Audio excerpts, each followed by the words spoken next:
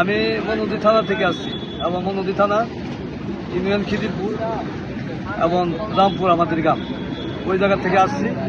আমি ধানকে ভালোবাসি এবং তার জায়গাকে আমি দেখার জন্য আমি আজকে বহুদিন ধরে ঘুরতেছি, কিন্তু পাইতেছি না। কিন্তু এখন কাছে থেকে আমি অনেক কষ্ট করে সকাল থেকে রওনা হয়েছি, 5টায়, সকাল 5টায় আমি এখন আইছি।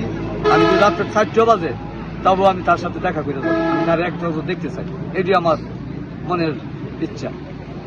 এবং এই ধানকে এমন এই সাজগুজ কারো টাকা নয়, আমি নিজের টাকা নিজেরও আমার কামাই দিয়ে আমি তৈরি করছি।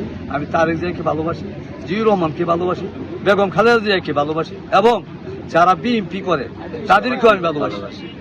এই ভালোবাসার কারণে আমি আসছি এবং ধানের শীষকে আমি ভালোবাসি।